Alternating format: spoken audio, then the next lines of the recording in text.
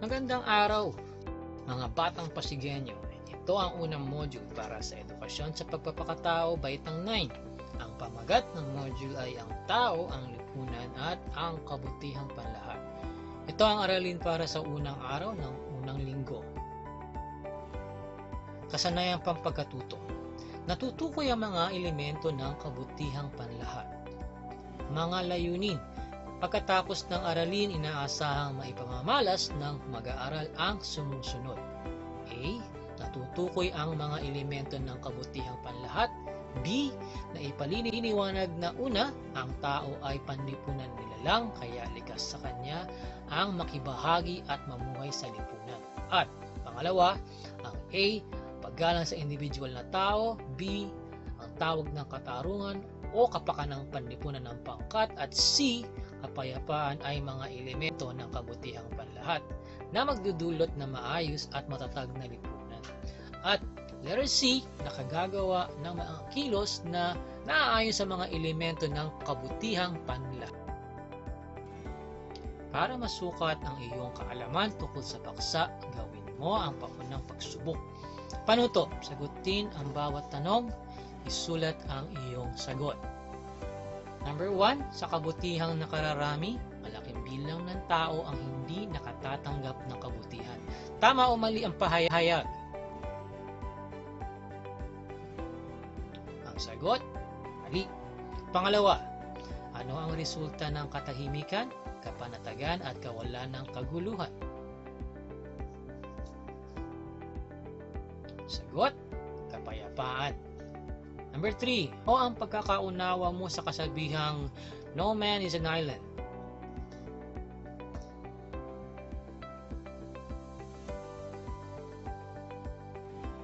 Ang sagot, ang tao ay hindi mabubuhay mag-isa dahil kailangan niya ang kanyang kapwa.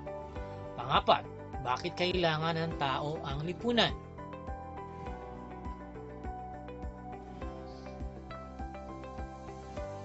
Sagot, may mga pangangailangan siya na tanging lipunan lang ang makapagbibigay. Ang lipunan ang makabubuo sa kanyang kaganapan. Panglima, sa panahon ng pandemya at kailangan ng tao na lumabas, ano ang praktikal na maaari niyang gawin upang maisaalang-alang ang kabutihang panlahat?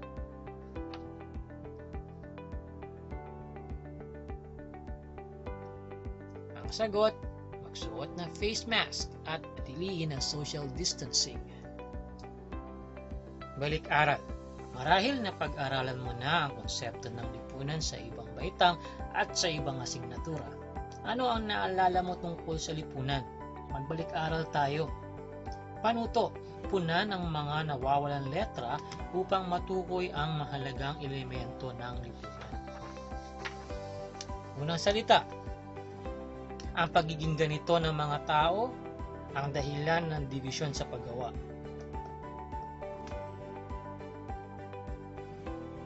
Ang sagot, pagkakatulad at pagkakaiba. Pangalawang salita, may kinalaman ang mga trabaho ng tao sa bawat isa.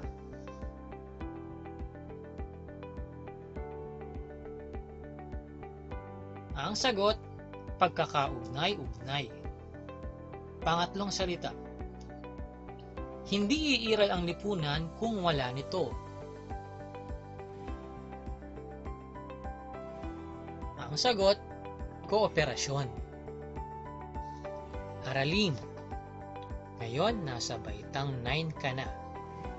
Pag-aaralan pa natin ng mas mabuti ang lipunan at layunin nito. Simulan natin sa unang gawain. Panuto. Una, punan ang Venn diagram ng iyong mga sagot. Pangalawa, sa unang bilog, tala ng mga natatamasang kabutihan para sa iyong sarili.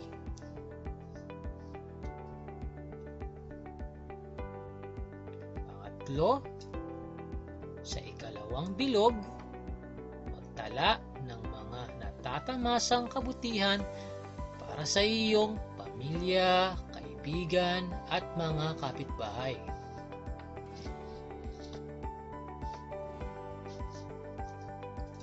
Dapat pagkatapos ay sagutin ang mga tanong.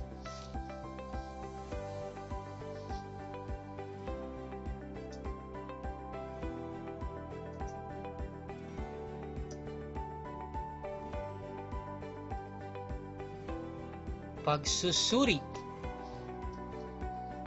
Unang tanong, ano ang napuna mo sa mga nakatala sa bawat bilog?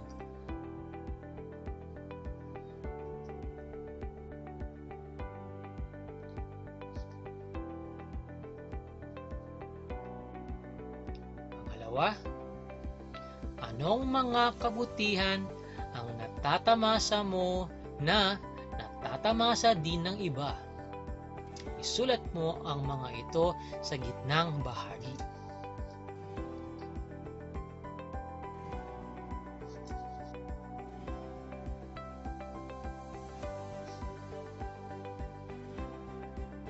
Pangatlo, para sa mga kabutihang nakatala sa gitna, ang mga ito ba ay nagpapakita ng sumusunod? Ipaliwanag ang sagot. A. Paggalang sa dignidad.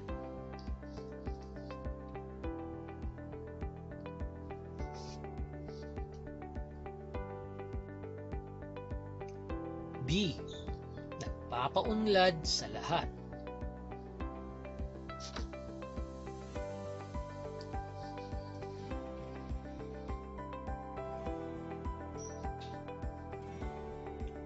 C.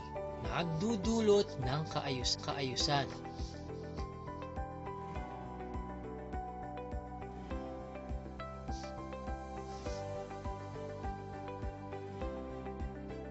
Pang-apat na tanong, alin pangkat ng kabutihan ang pinakamahirap makamit?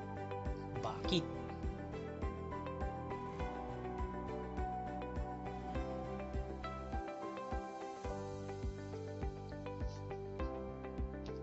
Pang-limang tanong, mula sa gawain, ano ang nabuong kahulugan sa iyo ng kabutihang panlahat?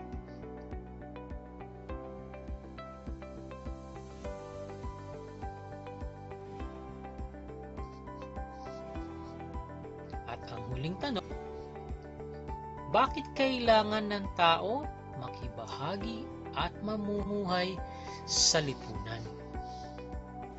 Ang tao, ang lipunan at ang kabutihang panlahat. Narinig mo na ba ang matandang pahayag na "No man is an island" ng makatang si Richard Donne? Sinasabi nito na ang tao ay hindi mabubuhay ng mag-isa at kailangan niya ang lipunan. Para sa ating mga Pilipino, may kasabihan tayo na katumbas nito, ang walang sinuman ang nabubuhay para sa sarili lamang, walang sinuman ang namamatay para sa sarili lamang, na mula sa awiting Pananagutan na sinulat ni Father Eduardo P. Hontiveros. Mula naman sa edukasyon sa pagpapakatao, baitang 9, module para sa mag-aaral, sinasabi rito na ang tao ay isang panlipunan nilalang o social being, kaya likas sa kanya ang makibahagi at mamuhay sa lipunan. Bakit kailangan ng tao ang lipunan? Ang tao ay panlipunan nilalang. Ang mga gawain niya ay may impluwensya ng lipunan. Ang tao ay hindi perpekto o ganap at likas sa kanya ang magbahagi ng kaalaman at pagmamahal. Ang tao ay may mga pangangailangan o kakulangan mula sa material na kalikasan. Ano ba ang lipunan at ano ang layunin nito? Ang lipunan ay mula sa salitang lipon na ang kahulugan ay pangkat. Nabubuo ang pangkat na ito dahil sa iisang layunin o tunguhin. Ang layunin naman ng lipunan ay ang kabutihang panlahat. Ang kabutihang panlahat ay ang kabutihang tinatanggap ng bawat individual na kasapi ng lipunan. Ito ay kabutihan para sa lipunan na nararapat na bumalik para sa lahat ng miyembro nito. Iba ang kabutihang panlahat sa kabutihan para sa nakararami at lalo na iba sa kabutihang pansarili.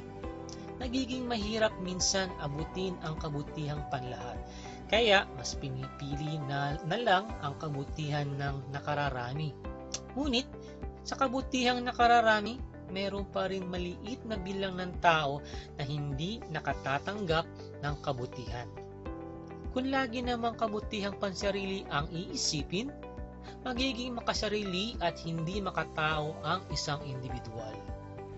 Makatwiran ang paghangad sa kabutihang pansarili, basta ito ay tugma sa kabutihang panlahat. Mayroong 3 elemento ang kabutihang panlahat.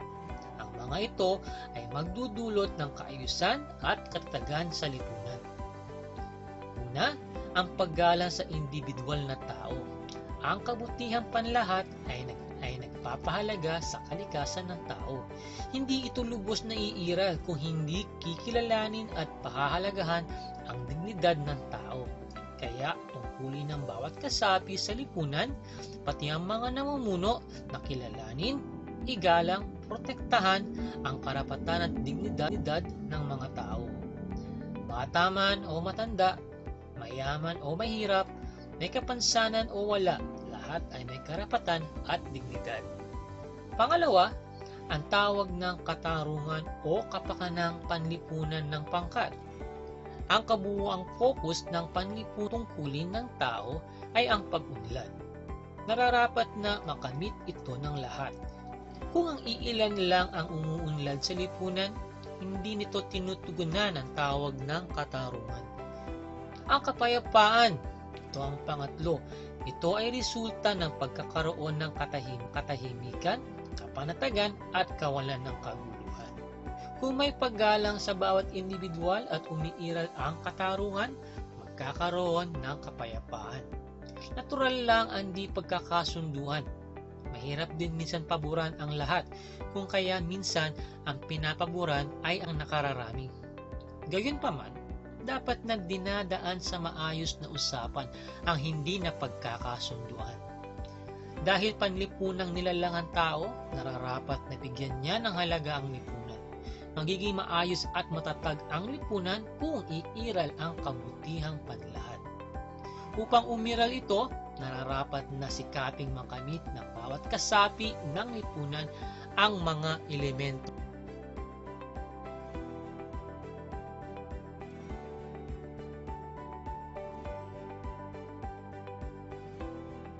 Para sa paglalahat, ito ang panuto.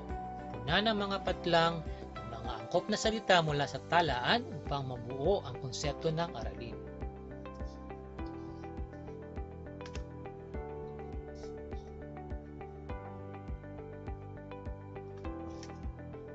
Anong mahalagang konsepto ang makukuha mo mula sa graphic organizer na ito? Para sa bahagi ng module ng pagpapahalaga, una, mag-isip ng 5 moral na pagpapahalaga na natutuhan mo mula sa module. Pangalawa, gumupit ng 5 larawan o mag-print mula sa internet ng nagsisimbolo sa bawat moral na pagpapahalaga. Pangatlo, idikit ang mga ito sa isang malinis na papel. Lagyan ng paliwanag ang bawat larawan.